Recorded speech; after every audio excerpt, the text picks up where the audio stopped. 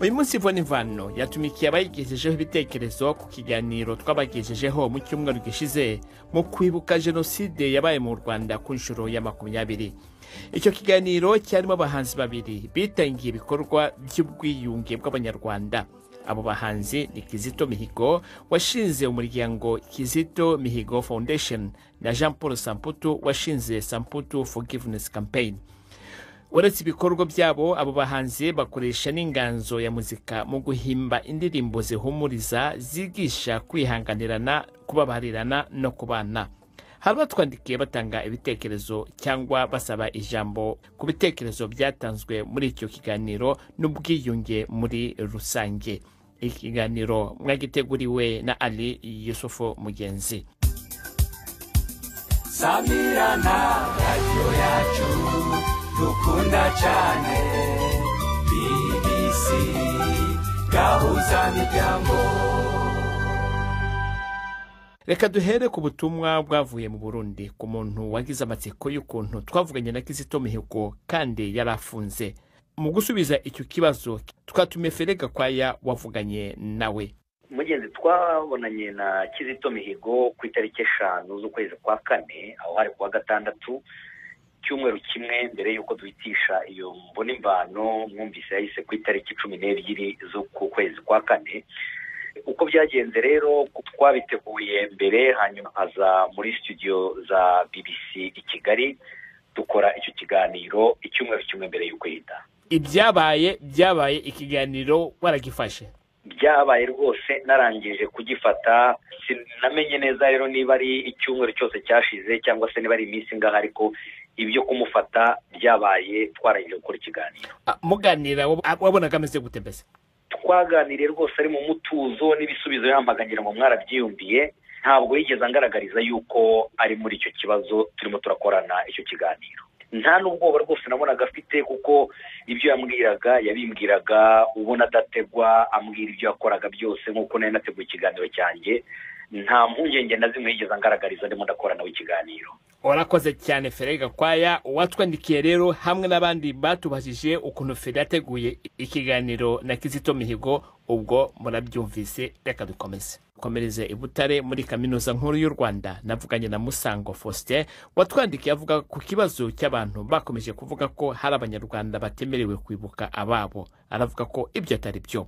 By'ukuri leta nta munyarwanda ibuza kwibuka abe baba barapfuye mu gihe cya jenoside ya 1994 yakorewe abatutsi. Iyo tugiye kwibuka twese ntabwo bavuga ngo abatutsi bajye kwibuka, abahutu bareke kujya kwibuka. Ari mu biganiro bikorwa mu nzego zose, haba mu midugudu, haba mu tugari, haba ku rwego rw'akarere no ku rwego rw'igihugu, ntekereza ko twese tujyana tukajya kwibukira hamwe. Uravuga uti ntekereza ko twese tujyana tukajya kwibukira hamwe. Ariko abavuga hariya abatanga ubuhamya abibuka icyo abangaba bavuga n'abatutsi biciwe n'abahutu, ariko nta muhutu uhaguruka akavuga ukuntu yiciwe n'abatutsi. Impamvu ibyo ngibyo bishobora kuba bidakorwa officiellement ni ukuvuga ngo muri 1994 jenoside yakozwe ikorewe abatutsi. Abahutu bashobora kuba barapfuye muri icyo gihe, bashobora kuba barapfuye kubera izindi mpamvu zitari genocide, kuko genocide ifite definition. Ariko buretse gato aho twumvikane Faustin, iyo uvuga abahutu bashobora usa nkaho ushidikanya nkaho badahari. Barapfuye turabyemera, ariko ntabwo ari genocide yabakorewe. Genocide nk'uko nari maze kubivuga ifite definition yihariye. Kugira ngo ubwicanyi bwitwa genocide nuko abantu bagomba kuba ari ubwoko bumwe, kandi iyo genocide ikaba yarateguwe, igomba kuba yarateguwe. Ikindi cya kabiri, ikabigambiriye kumara abantu b'ubwoko bumwe cyangwa se b'ururimi rumwe cyangwa se bigendereye ku bitekerezo byabo. Ku bahutu rero nta genocide yigeze itegurwa ivuga ngo tugambiriye kumara abahutu. Nimba hari elema zimwe za FPR zishobora kuba zarakoze ubwicanyi, byumvikane yuko bitari byateguwe. Nta musirikare n'umwe FPR yigeze ibwira ngo genda wica abahutu. FPR ntabwo yigeze itegura genocide ku bahutu. Elema imwe ishobora kubikora bitewe n'impamvu runaka, tuvuge par exemple umusirikare ashobora gusanga iwabo bashize ku giti cye kubera reaction kuri icyo kintu, akaba ashobora gufata icyemezo cyo kwica umuntu runaka ariko atabitumye.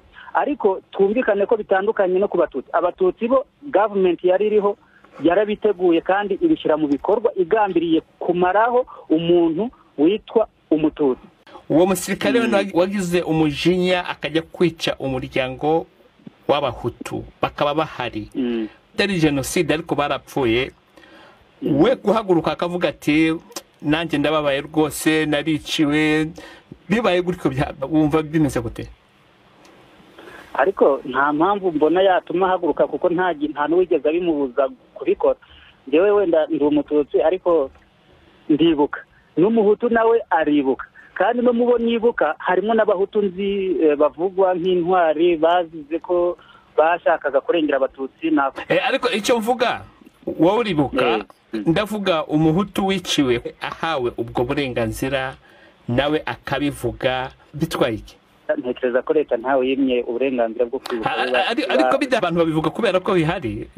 None kuri mu Rwanda wari wajya kuri stade ukumva umuhutu avuga akababaro ki? Ntabyo nari nabona, ariko nuko nta washatse kubikora. Ntekereza ko ariyo mpamvu. Kandi babishaka babivugira kuri biswa bishaka ko ntabwo bahabwa ubwo burenganzira bwo kuvuga. Impamvu mugenzi abo babivuga kuri radio BBC ntabwo ari ikindi bashaka, ahubwo bashaka kumvikanisha. Ari nabyo nashatse kuvugaho cyane. Hari abantu bashaka kuvuga yuko mu Rwanda habaye genocide ebyiri. Orke ntabwo mu Rwanda habaye genocide ebyiri. Genocide yabaye mu Rwanda muri 1994 yari yarateguwe na mbere, ni yakorewe abatutsi. Ikindi cya kabiri, hari na benshi bavuga yuko yakozwe kubera akababaro k'indege y'uwari perezida w'u Rwanda Juvenal Habyarimana yari yamaze guhanurwa. Ntabwo ari byo. Bavuga ko ari imbarutso, sinzi ko bavuga ko yabiteye, bavuga ko ari imbarutso. Ntabwo ariyo mbarutso kuko no muri 1992 mu Bigogwe abantu barapfuye muri za Gisenyi, Kibirira na Ngororero n'ahandi. Imbarutso se ubwo iyi ndege itaraswa tariki ya 6 buriya jenoside ariko ba kuri iyo tariki?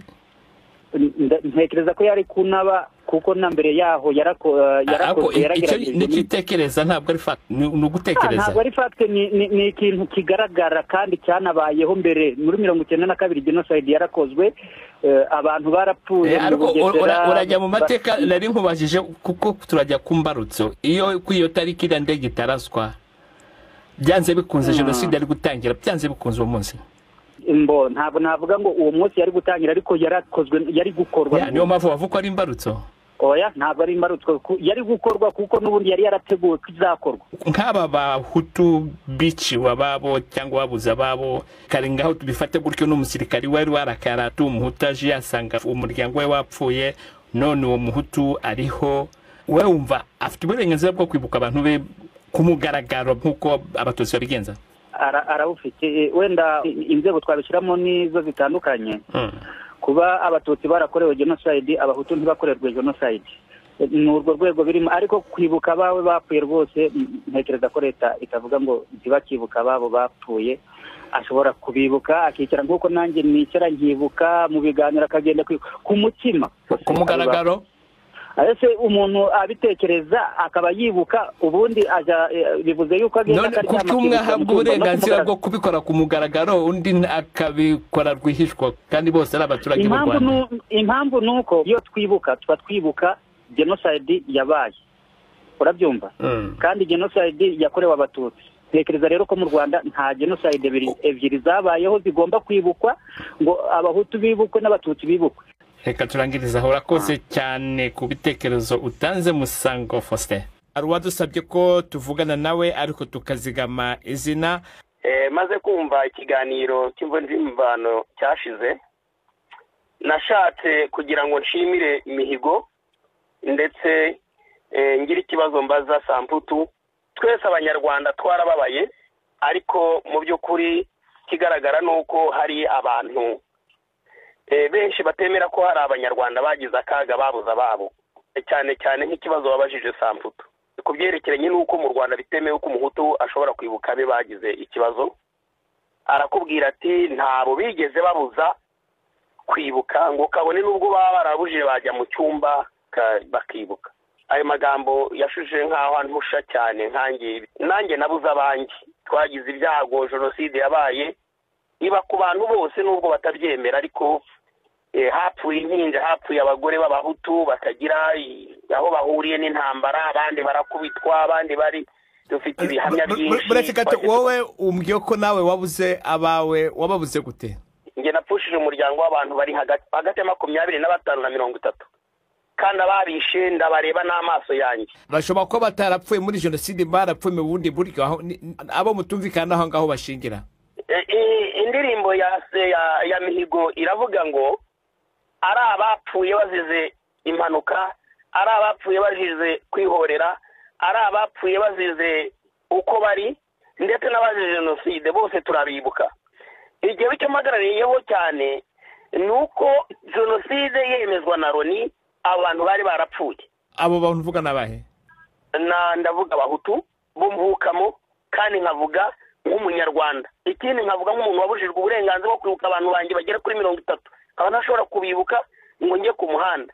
Ngiye bakangira inama yo kujya mu cyumba kubibukiramo. Koko se ninde wakubujije uri muri Afrika y'Epfo? Yo ni byiza cyane muri Afrika y'Epfo ntabwo ariho bibukira abantu. Icyatumye mva mu Rwanda nicyo cyatumye njya muri Afrika y'Epfo ntabwo ariho navukiye mugenzi. Iyo urebye igihe cyo kwibuka hari ababa bagiye mu kaga gakomeye cyane. Ariko se koko Yusufu mugenzi wowe ubwawe nta mutu wapfuye mu Rwanda? Nibyo barapfuye ariko ntabwo bapfuye muri jenoside. Iriya ni jenoside. None twagira mu ngarijwe n'iki? Nige ubaza warabyumvise ariko. Twagira Mungu yarijwe n'uburyo yahunze interahamwe. Simakana ko interahamwe zitari zihari. Ubundi abanyarwanda twese twagombye nimba koko dufite leta y'ubumwe n'ubwiyunge yagombye gufasha abantu bose babuze ababo nabo bakabibuka. Ntibabashyire ku mwanya wo kwibuka jenoside. Ariko se nimba batabyishe jenoside wenda bizitwa jenoside ntabwo mbizi igihe bizagera ntabwo mbizi. Ariko bakamenya ko hari n'abantu nabo bababaye bafite ababo bafite ikibazo. Kutibuka umutima w'umuntu wenda gusaduka ubabara ureba abantu bawe bashize ariko ukaba udashobora kubivuga. Waruvuze ngo barebe ukuntu umva byakorwa gute wowe? Abo bantu bakwibukwa gute? Abo bantu nabo bakwibukwa nk'abanyarwanda bapfuye baziza akarengane kuko rero naryo ryari hohotera. Nibyo mvuga byakorwa gute kuko Abatutsi n'Abahutu none nta nubwo jenoside yabaye y'Abahutu cyangwa ntabwo yemeye ko ari jenoside ebyiri. Byakorwa gute? Mbere habaye icyo bitaga itsembatsemba n'itsembabwoko, hakurikiraho jenoside Rwanda, hakurikiraho n'icyo bita ngo ni jenoside yakorewe Abatutsi. Yari nayo muri politiki irimo gukorwa. Kuko mbibona no hagombye kuba jenoside y'Abanyarwanda kuko jenoside y'Abanyarwanda niba Abanyarwanda bose baguyemo. Iyo tugiye kureba hari abashize urwibutso nta gahanga k'umuhutu nta n'agahanga k'umututsi ubona hariya bose babitirira. Ikibazo rero niyo ugiye gusesengura definition y'uyu jenoside, definition yayo sinzi uko nabivuga mu Kinyarwanda, hagomba kuba gutegura, hagomba kuba umugambi wo gutsemba ubwoko kanaka cyangwa idini kanaka. Iyo rero ushatse kuvuga jenoside Rwanda ni jenoside y'Abanyarwanda none washatse gutsemba undi ninde aho ngaho ni ibintu bikomerera. Reka ngubwire Yusufu mugenzi iriya ni ikintu cyicaye gikorerwa tekinike mu buryo bwo gutekinika uburyo bashobora guheza burundu.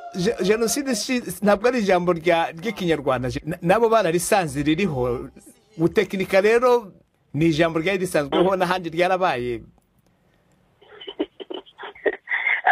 Rega Yusufu ndabyumva neza cyane ndimo ndabyumva aho turi ni ukuvuga ngo umuhutu ntabwo yemerewe ko yakorewe jenoside kuko ninde wemeza ko umuhutu yaba yarateguriwe kwicwa? Ninde wemeza ko umututsi yateguriwe kwicwa? Ni leta yemeza ko umututsi yateguriwe kwicwa kubera ko leta iri bari y'Abatutsi. Noneho rero ku ruhande rw'Abahutu kubera ko nta ruvugiro nta n'uwo bavugira nta n'umuntu ushobora kubavugira niyo mpamvu icyo bategetse kiba gutyo. Ntibarimo Abahutu bene banyu ntibari muri leta. Ari Yusufu mugenzi nibyo koko Bizimungu yabaye perezida n'ubu ni perezida cyangwa yabaye staff. Ndakubazaga ukuntu byakorwa wenda uburyo byakorwa ni bareke umunyarwanda yitwa umunyarwanda uwo ashobora kwibuka umuntu we abihererwa uburenganzira bwo kwibuka umuntu we, ntabwo dushaka kubakura kuri pozisiyo yabo yo kuvuga jenoside, kandi nta nubwo turimo guhakana jenoside, usibye ko ubu ngubu uko mbona ijwi ryanjye zizafatwa nk'aho nk'upfobya nk'uhakana jenoside, ariko ntabwo ariko biri. Ntabwo ariko biri ko magana ko nta mututsi wapfuye, ariko hapfuye umututsi apfa n'umuhutu. Reka turangirizaho.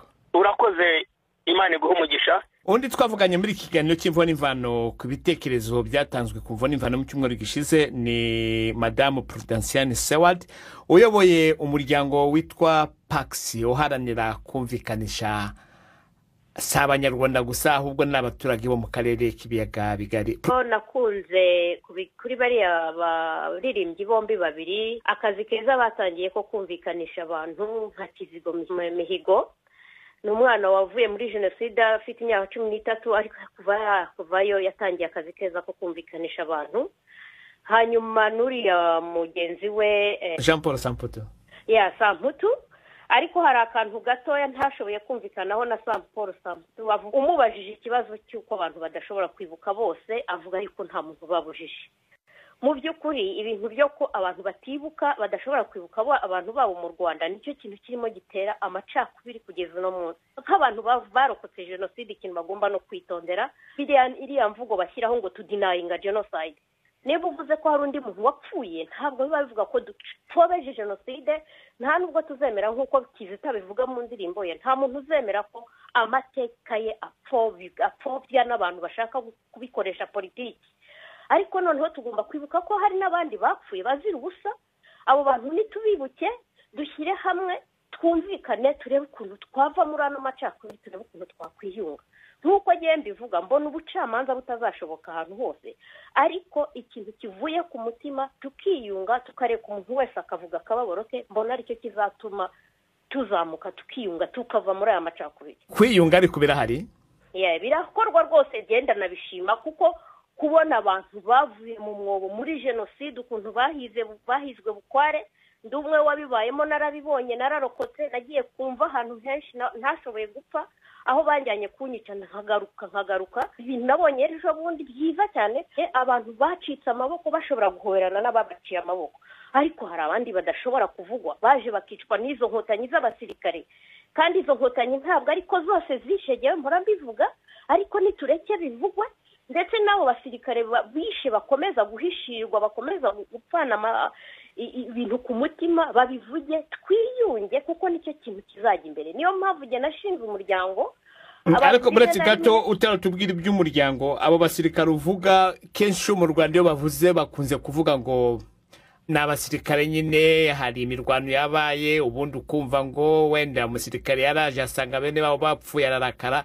Nibyo bisobanuro bikunze gutangwa. Ibyo babikora mu rwego rwa politiki kugira ngo abantu batavuga, ariko abantu babihagazeho, nkanjye nabihagazeho. Ntashye nari ngiye kwicwa n'inkotanyi kubera ko nari ndimo ndira ngo mama yapfuye.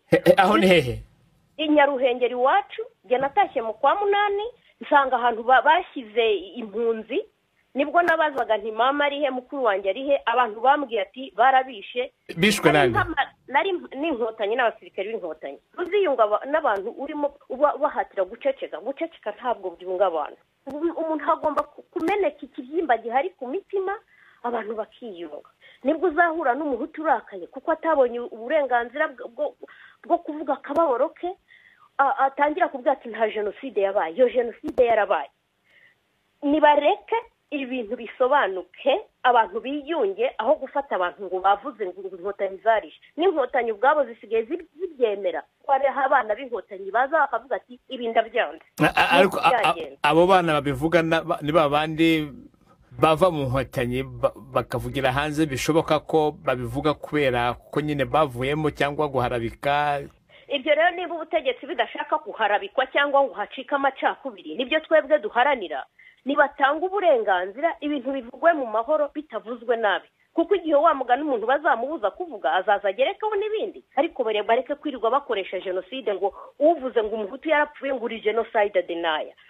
Kubona ubwira umuntu warokotse jenoside ngo uri genocide denier, none ukajya no kumubwira ko akorana na FDLR bayita bicanye ngo abajenosideri. Icyo ni igituti kibi nacyo cyagomba. Ariko abantu barahinduka, Prudentiane, ntajora guhinduka. Ntabwo ushobora guhinduka ngo ujye gukora amabi, ariko nanone ushobora gukora amabi kubera ko wabitewe, kubera ko wagize umujinya, kubera ko abantu bahora bagupfukirana. Niho uzabona za revolisiyo ahantu hose mu bihugu biba, nuko abaturage babapfukirana bakababuza kuvuga, bagera aho ngaho umujinya ukabica bakajya mu bindi.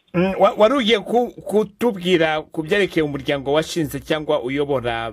Ubundi umuryango nge nawushinze muri 19 mfatanyije n'abandi bantu bamfashije, ariko igitekerezo cyavuye kuri jewe, aho mariye kurokokera jenoside, aho mariye kubona ibindi byabaye mu Rwanda. Abantu bajya bambwira ati wowe urababarira kuko ari imvange, nyoko n'umuhutu na so yari umututsi. Ariko ndakubwira ko mama nawe mu bantu bababaye ahubwo kurusha n'abandi. 59 yaratwikiwe, 94 yasohowe mu nzu akubiswe n'abahutu b'intera hamwe, baramwirukana bamubwira ko atazagaruka no kwisambu. Inkotanyi zije zamusanze aho yari yarahungiye, ziramwica, zica na mukuru wanjye wari ufite ibisebe bari baratemaguye. Zamwishe zimuziziki? Zabasanze imuhira. Uwo munsi jewe nanakoze n'iperereza ngo babwiye abaturage bose ngo bagume imuhira, ngo wari umunsi w'umuganura. Abaturage birirwa imuhira bashesheje ibigage ngo banyweye, ku muhanda ahantu hose banyuze barabarashe, bishe n'abacitse ku icumu b'abatutsi bari barokotse.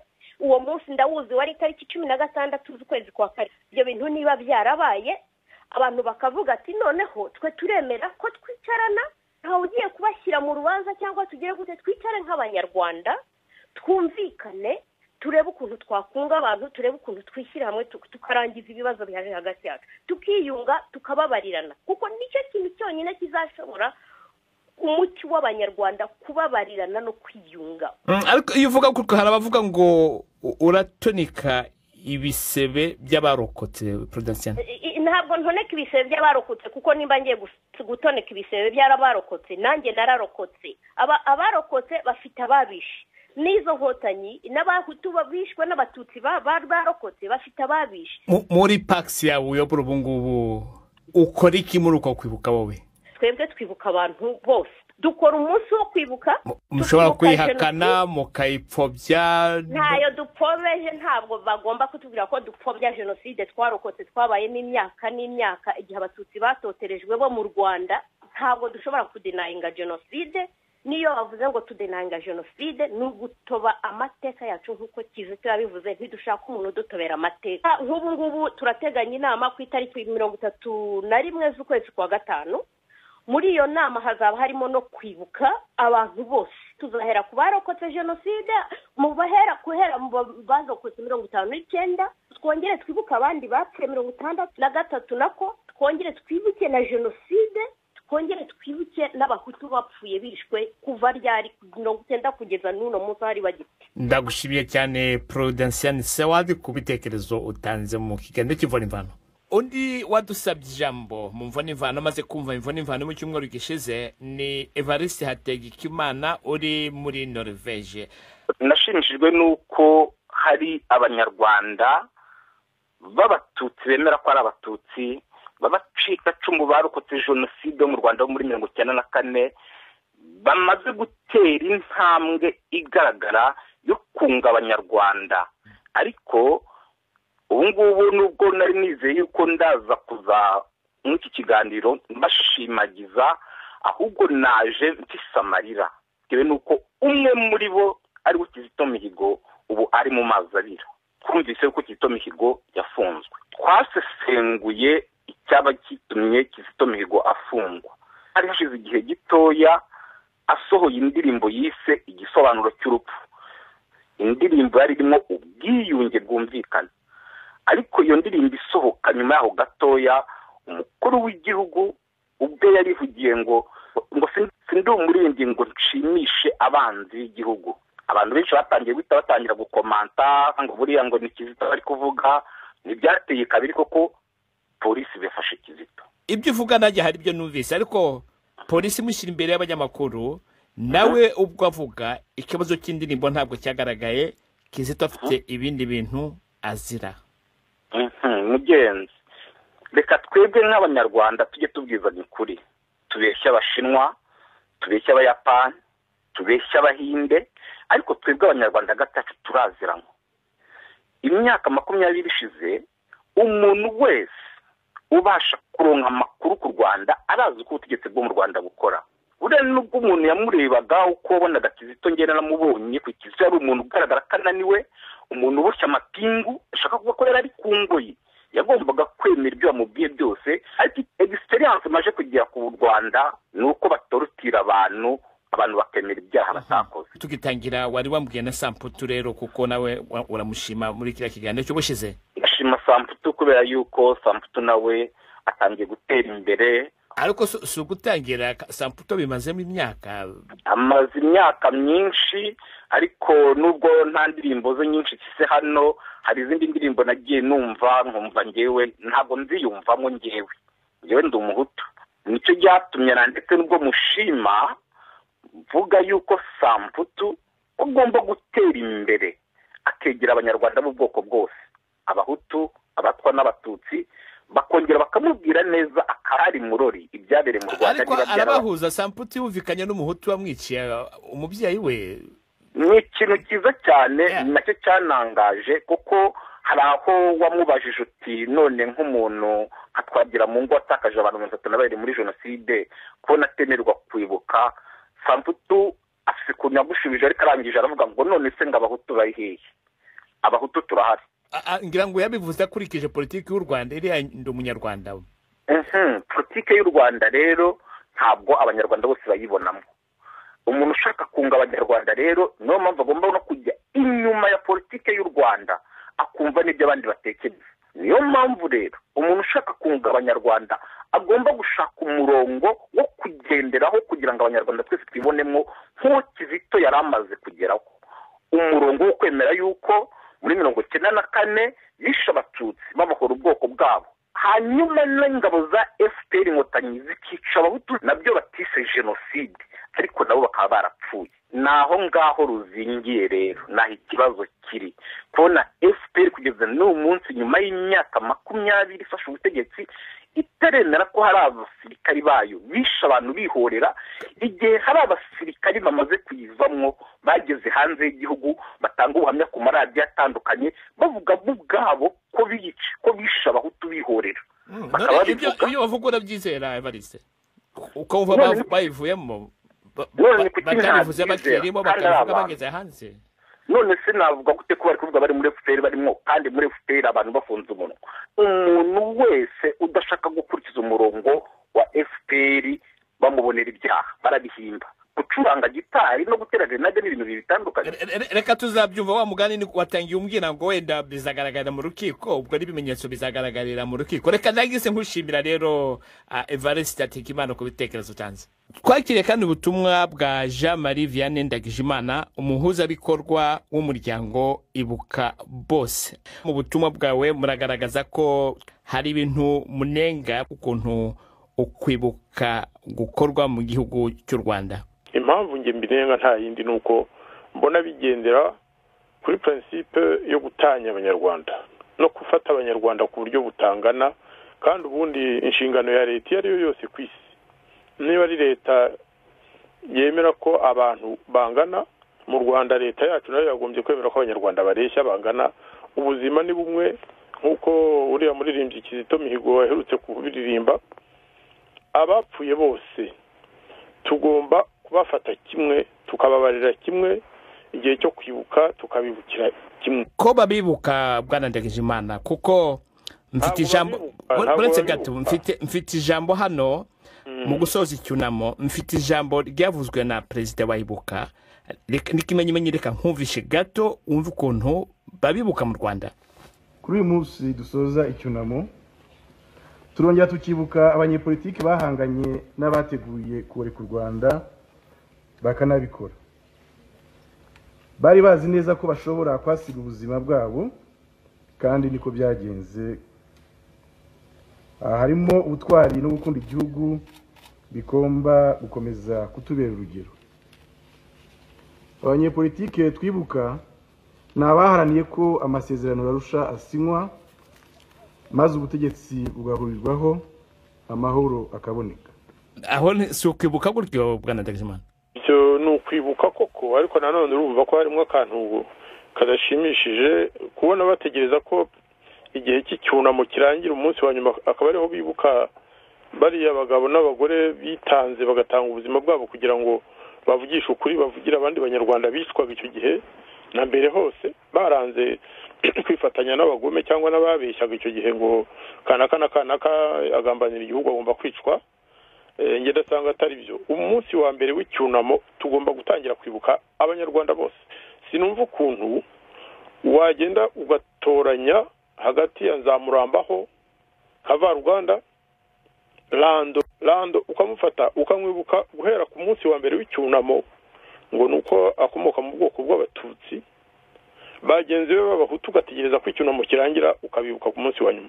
Agata Uwiringiye Imana ukamwibuka ku munsi wa nyuma, kandi aricyo gitambo cya mbere cyatanzwe muri buriya bwicanyi bwakurikiye iraswa ry'indege ya Habyarimana.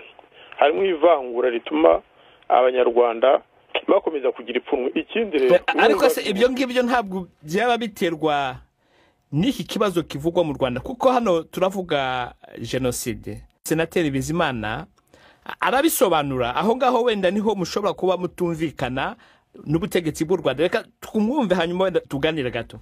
Habaye genocide yakorewe abatutsi bikorwa bikomotse kuri politike mbi y'urwango n'ivangura yariho mu Rwanda.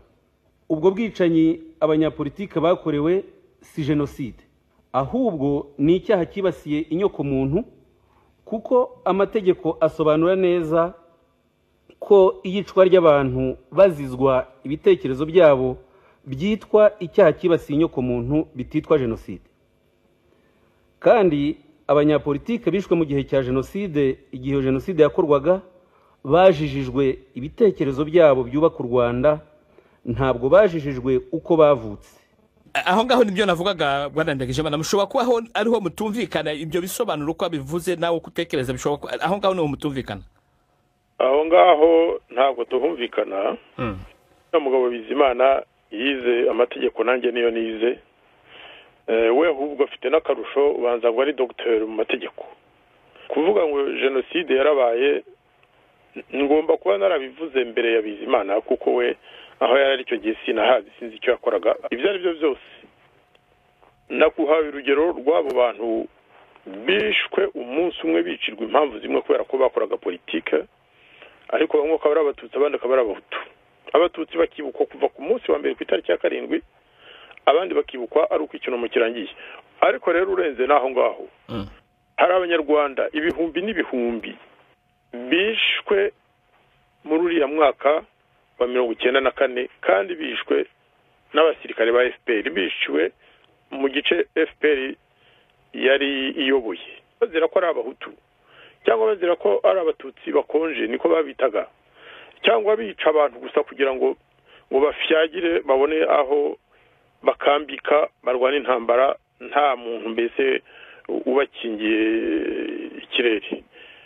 Ngewe cyane cyane aho tutumvikanira nabi Kigali nuko bibuka abishwe n'interahamwe, abishwe n'abitwa aba extremiste b'abahutu, ariko abishwe n'inkotanyi bo wagira ngo ntabwo bari abantu. Ngewe rero mu myumvire mfite, mu burere mfite, nkurikije kandi ko hari abantu benshi b'inshuti bapfuye muri icyo gihe b'abahutu n'abatutsi bishwe na FPR bose hamwe, nkurikije ko no mu muryango wanjye hari abapfuye bishwe n'interahamwe n'abandi bishwe n'inkotanyi, mvuga ko abanyarwanda bose kubera ko bareshya imbere y'Imana n'imbere y'amategeko, tugomba kubafata kimwe, tukabibukira rimwe, tukabibuka kimwe, tukanabaha uburenganzira bwo kujya mu bucamanza kuregera ababo bishwe.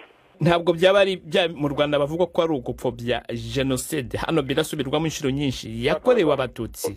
Ntabwo ngewe pfobya genocide, icyo kintu tugomba kucyumvikanaho. Harimo ibintu by'amayeri n'amanyanga yo kuvuga ngo ubwo habaye genocide y'abatutsi igakorwa mu gice cyarimo guverinoma ya Kambanda, ono kuvuga ko abo FPR yishe ku rundi ruhande bo bazize ko arabicanyi cyangwa ko bari interahamwe. Ni ikinyoma gikomeye cyane.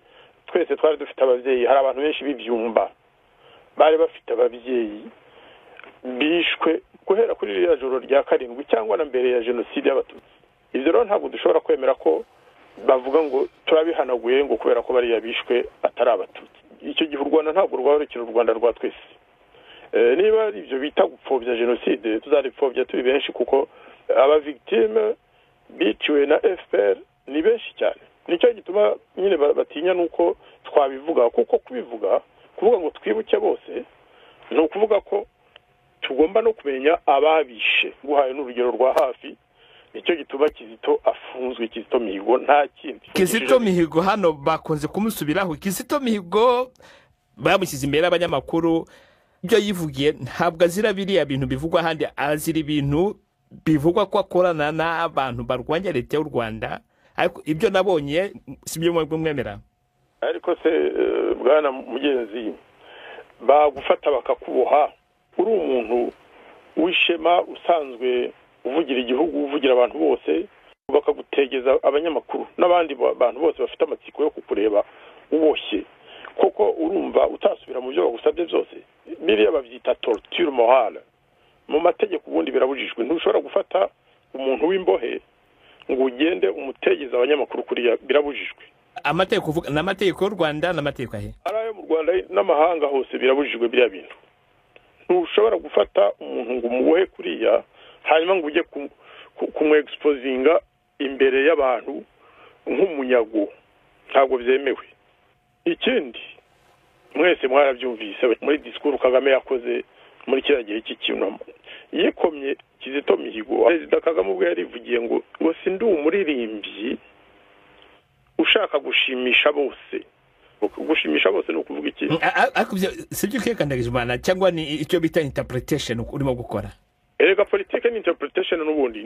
Perezida wa Repubulika yavuze ijambo tugomba kugenterpreta tukamenya icyo rishaka kuvuga. None se Perezida wa Repubulika ajya muri disikuru kandi yabivuze arakaye, byaragaragaraga. Hashize iminsi mike Kizito baramufata. Kizito Mihigo kuko ari umuririmbyi, ko ari umusore utajya mu bya politiki ubundi, kandi ko ibyo avuga bivuga. Ariko ko nanjye nabonye kuri video yemere bya aregwa.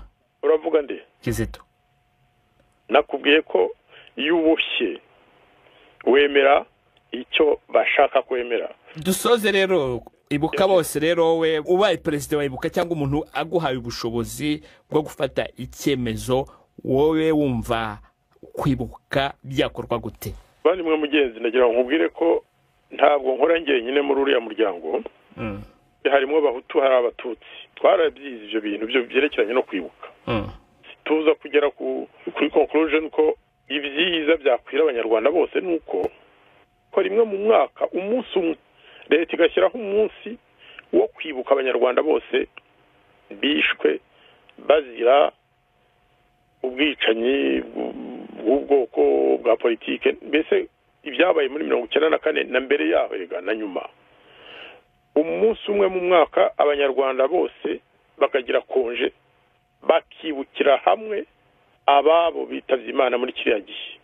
Ariko ukaba n'umunsi wo kwimakaza uburenganzira bwa buri muntu ku buzima.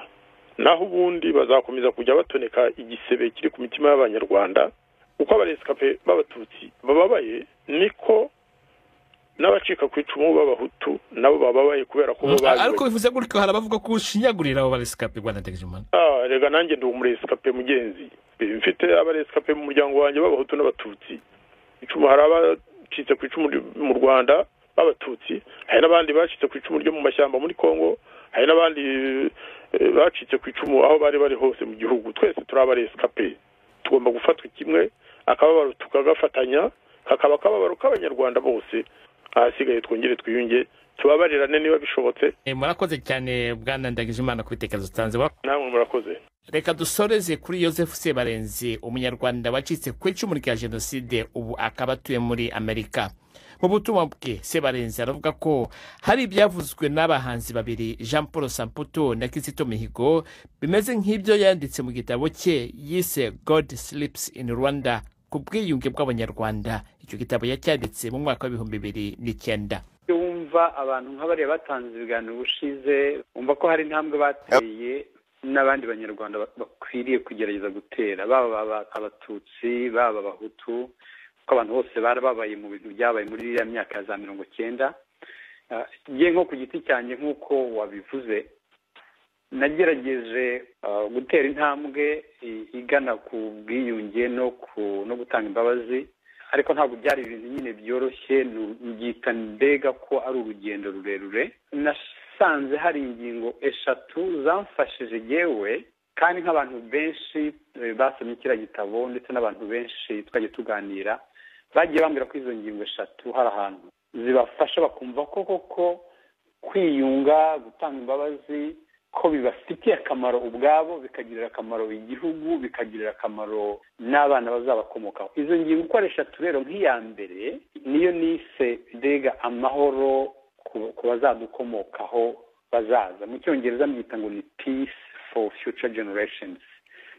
Nitekereje abana bacu, ugatekereza abuzukuru bacu, ubona ari abantu bafite ubwiza, ni abantu beza dukunda. Niba rero tubakunda, dukwiriye kubaraga igihugu kiri mu bwiyunge gifite amahoro. Kubibaraga nta kundi uretse ko twakwemera tukinjira mu nzira y'ubwiyunge, abakoze ibintu bibi abo ari bo bose bakagira kwicisha bugufi, bakabyemera, bakemera guhinduka, abababaye bakemera gutanga imbabazi, bakegerana n'abo babahemukiye, maze hagati bakarebera hamwe icyakorwa kugira ngo amahano yabaye ku basogokuru bacu, ababaye ku babyeyi bacu, ibyatubayeho natwe ubwacu bitazaba ku bana bacu ngo bibe ku buzukuru bacu. Uwahemutse n'uwahemukiwe bagomba kubigiramo uruhare, sibyo? Ubundi ubwiyunge bwiza bunoroha ni ubwiyunge butangira uwahemutse agira kwicisha bugufi, akemera icyaha, akavuga ati naraguhemukiye, ndakwinginze, mbabarira. Ibyo nakoze ni amahano, ntabwo nzabisubira, dore icyatumye mbikora kiriya gihe rwose nakoze amafuti, ntekereza nabi, nkora ibidakorwa. Ese ni iki nanagufasha kugira ngo ngufashe kongera kwiyubaka? ko sinshobora kukugarurira abapfuye, ariko se nakora iki? Wamara kumva uwo muntu wicishije bugufi, nawe ukagira impuhwe mu mutima, ukavuga uti nanjye ndakubabariye, reka turebe noneho icyo twakora kugira ngo dutere intambwe ibyabaye bisigaranye, kuko abapfuye ntabwo dushobora kubazura, ibyangiritse ntabwo dushobora kubigarura, ariko abana bacu bariho. Iyo ni inzira imwe rero iva ko impande zombi zigira icyo zikora. Ariko se noneho niba se umuntu waguhemukiye utamuzi, nk'uko Samputu yabivugaga, ese niba umuntu waguhemukiye adafite ubwo butwari cyangwa se kwicisha bugufi cyangwa se ubushobozi bwo kugira ngo aze gusaba imbabazi, bigenze gute? Nibyo uvuga kuri paji ya 234 uvuga kuri ya paji nyine ya 234 niho mvuga ngo iyo uwahemutse yanga rwose gusaba imbabazi ntiyemere ko yanakoze nabi. Noneho ndetse ugasanga ndetse n'ubutabera ntiburi. Urabona ko mu Rwanda hari ubutabera bwagiye buba, ariko hari abantu benshi batigeze babona ubutabera, n'ubwo babona abantu babahemukiye cyangwa se ngo batazigira banabona ubwo butabera. Nubwo ibyo bitabonetse, nubwo wabona ngo guverinoma ntabwo iri gukora ubwiyunge nk'uko ubushaka, wowe ufite imbaraga zo kuvuga ngo yewe ndakora ibyo bita donc ni unilateral forgiveness. Ubwo wabisobanura kuvuga ni wowe wenyine ugahitamo wenyine icyemezo, urundi ruhande rutagize icyo rubikoraho. Kubera za mpamvu eshatu, bimwe mbinyo turi kuvuga ndaza kuvuga no kuzindi. Kubera za mpamvu yewe rwose nemeye kutazatekereza ngo nzihora, nemeye kutagira urwango mu mutima wanjye kuri uriya muntu, nemeye gukora ibyo ngomba gukora, bitavuga ngo mbega ngo ibyo nkora ngo biterwe n'ukuri watakoze ibyo agomba gukora. Ni naho hahandi ndetse Mihigo yavugaga ngo uruhare rw'abantu bahemukiwe gutera intambwe ya mbere kugira ngo batinyure abantu bahemutse bagifite ubwoba bwo kuba bakwegera bahemukiye ngo basabe imbabazi. Noneho rero nkavuga ni kuri iyo ngingo ya mbere ifasha abantu kugira ngo bumve agaciro ko kwiyunga n'agaciro ko gutanga imbabazi. Ni hariya nyine w'abana bacu, abuzukuru bacu, u Rwanda rw'ejo. Niba dufite impuhwe kuri abo bana kugira ngo batazabaho nk'uko twebwe twabayeho. Ibyo byambayeho, nyogokuru naramubonye afite agahinda, avuga ati abana banjye barahunze, bamwe bari barahunze, abuzukuru banjye ndabumva sinshobora kubona aho icyo gihe ntabwo abatutsi bari barahunze bashobora kwemererwa kugaruka. Pfanye agahinda yapfuye muri Zangira ngo 70 cyangwa 50 na kangahe, yapfanye ku gahinda. Ndibuka mama afite umubabaro muri za 2023 noneho bikavuga byaba kuri nyogokuru bijya kuri mama bingeraho. None se koko tunyareke bigene ku bana bacu? Nyogokuru 63, mama 73, wowe 94. Impamvu rero ibyo byose byagiye bimera gutyo nuko leta igiyeho aho kugira ngo izivuge uti ibyabaye byaramahano mureke twiyunge, bakomeza iyo politiki yo kwigiza abandi. 73 kuri Repubulika ya kabiri bikomeza gutyo, iyi Repubulika niba ari Repubulika ya gatatu nayo ikomeje gutyo. Ni ukuvuga ngo bikomeje gutyo abana bacu, abuzukuru bacu nabo bazitwa iya mbere. Niba tuvuze impamvu byamfashije bishobora no gufasha abantu kuvuga ngo reka tugire impuhwe kuri future generations, bazadukomokaho n'abazadukomoka ku bacu n'abazakomoka ku bacu. Iya kabiri, ingingo ya kabiri niyo jewe nyine nise kwemera kwacu iyobokamana. Urabona nko mu Rwanda abantu n'abakristo, abandi n'abisilamu, muri ayo madini yose twigishwa na n'uyu munsi ko tukwiye kugerageza ntidutsindwe n'ikibi, ahubwo icyo kibi tugagitsindisha icyiza. Ni ukuvuga ngo niba umuntu yaguhemukiye, icyo ni ikibi, ntabwo ugomba gutsindwa n'icyo kibi ngo nawe ukore ikibi wihorera cyangwa wanga wa wundi, ahubwo ugomba kugerageza ugatsinda cya kibi ukagitsindisha icyiza. Umwanzi wawe ushobora gusanga ashonje, muhe ibyo kurya, wowe komeza ukora ibyiza. Ibyo ukora ntibigomba gutegekwa kuba bikomoka ku bibi undi yakoze, kuko iyo bikoze ikibi ntabwo uba uri gufasha wa wundi wakoze nabi guhinduka, ahubwo ni nko kumubwira ngo ibyo wakoze byari byo, n'ubundi uyu muntu ni mubi. Ikindi cya gatatu cyamfashije, burya abantu iyo batababariye, abantu iyo batagiye mu nzira y'ubwiyunge bakomeza kugira umujinya mu mitima yabo, baba baremerewe. Kandi muri kwa kuremerwa no kugira ngo hagize imbarutso iza, abo bantu bashobora no kwihorera. Wa mujinya rero abantu babika mu mitima yabo urabica bo ubwabo, ntabwo umujinya wica ababahemutse. Byaragaragaye, ubushakashatsi bwagaragaje ko abantu bagira ko batwara na biriya birwara bibi birimo n'indwara z'umutima. Aho wenda niho ku rupapuro rwa 246 interuro wanditse mu Cyongereza bivuga ngo niba uwahemukiwe agaragaje urukundo aho kuzana urwango rurimo uwo mujinya we wavugaga, bituma wa wundi wahemutse nawe yisuzuma akikosora, none bikagira ikintu byahindura ku buzima bwe. Nibyo rwose, kuko burya abantu bahemutse baba bafite ubwoba kuko wehemukeza azihorera, abafite ubwoba kwenda ko ari ucamanza buzamufata, abafite icyo kintu cya trauma.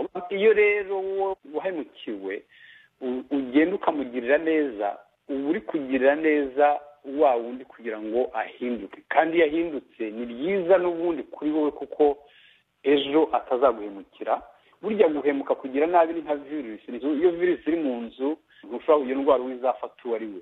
Niyo mpamvu burya tuba dukwiye no gufata iya mbere kugira ngo abantu bacu abatwegere mu miryango iyo bakoze amakosa ukwere kubacyaha bwa mbere, kuko iyo ahemukira abandi burya bashobora no kuguhemukira nawe. Kuko waruvuze ziriya repubulika ebyiri zabanjirije, hanyuma ya kabiri nibwo habayeho jenoside, ariko ubu ngubu hari repubulika ya gatatu. Nyogokuru yari muri repubulika ya mbere, wowe wari muri repubulika ya kabiri, noneho iyi repubulika ya gatatu. Aba bana tuvuga, wowe uvuga ko repubulika ya gatatu wowe wisuzumye imikorere yawo mu kunga abanyarwanda. Iyo mbitekerezaho numva bintera ikibazo, wenda tuvuga ubu turibuka nyine amabi yabaye, ariko njya nibaza ngo iyo twibuka jenoside, urabona radiyo Rwanda njya nyumva na televiziyo ukumva bahora bavuga ijambo ngo jenoside yakorewe abatutsi, bakabivuga inshuro nyinshi. Ese abahutu bumva ayo magambo ahoraho bikanya babyumva bati, babyakira bati? Reka nkubwire igihe kera ukuntu nakiraga kwibuka byabagaho kera. Twakuze mu Rwanda bahe iminsi mikuru nka za kamarampaka, abantu bibuka bakavuga ukuntu ingoma y'ubuhake yavuyeho, bakavuga byinshi.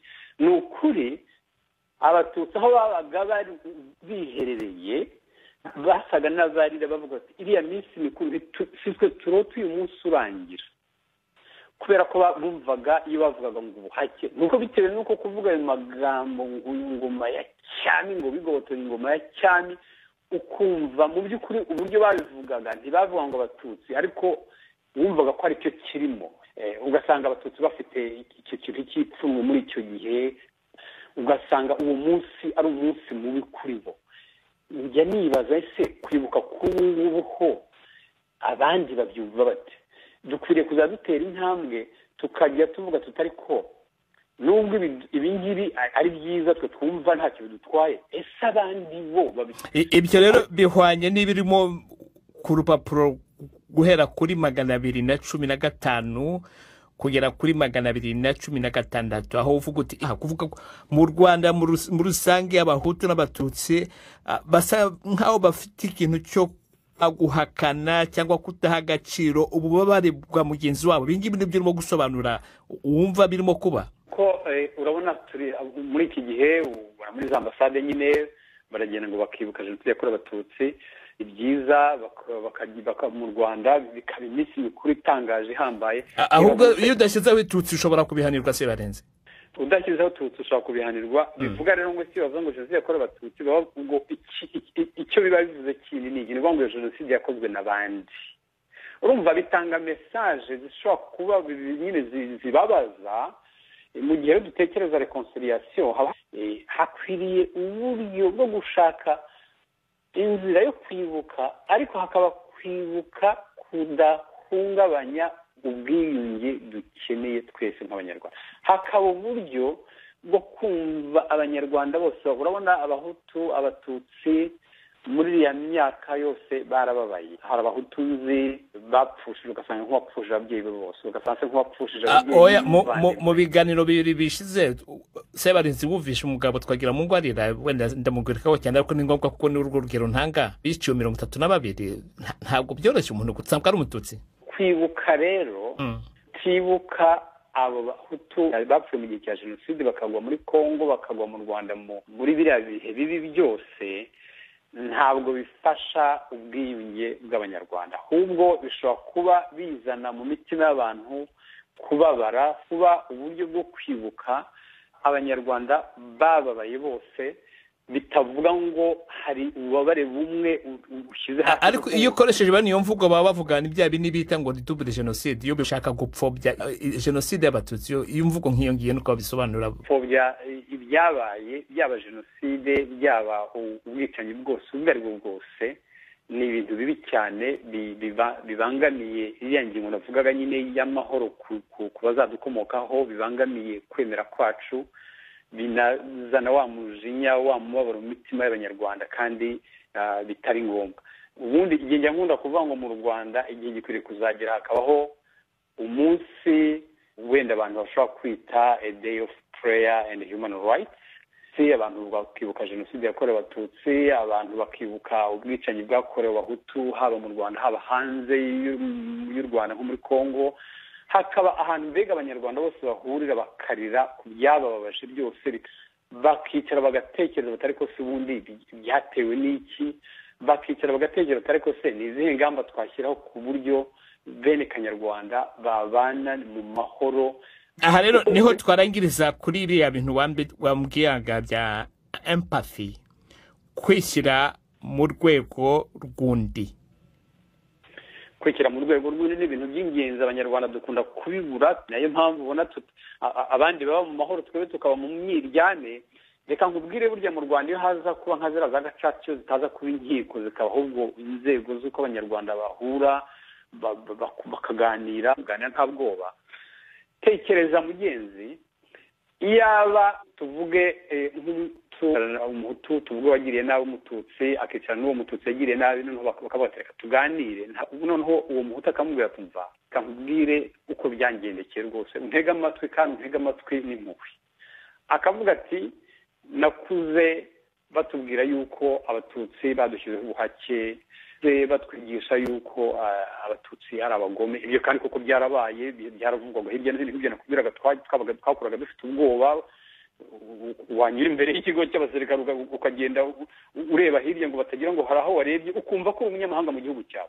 Akavuga ati twakuze tubona bica abatutsi ko byaba muri za 59 bikaba kugeza muri 57 muri 73 byo narabyiboneye. Akavuga ati noneho inkotanyi ziratera muri 90 n'abatutsi barateye abatutsi bari hanze batera igihugu cyari gifite amahoro akavuga ati noneho ati twumva ko aho bari barateye bicaga abahutu tuza kubona impunzi muri za Nyacyonga zose zuzuye hariya igihe kigeze twumva ngo baratubwira kuri radio abategetsi bose ku nzego zose baratubwira ngo abatutsi nibo bishe Habyarimana batubwira yuko nitutabica baza kutwica twebwe ati noneho ati kandi banatubwira ko nitubica dufatana amasambu yabo ko dutwara n'imitungo yabo ati noneho ati nanjye igira intege nkeya nanjye mbijyamo ariko iyo mbitekereje nsubije amaso numva ibyo nakoze ari amahano ndakwinjiza mbabarira ko kagira Imana we niba hari icyo nagufasha umbwire ngufashe ariko rwose ndakwinginze ushyire umwanya wanjye unyumve tekereza ko uwo mututsi ashobora kumva ibyo atari yarigeze yumva akaba yagira ikintu cy'impuhwe kivuga kiti uzi n'ibindi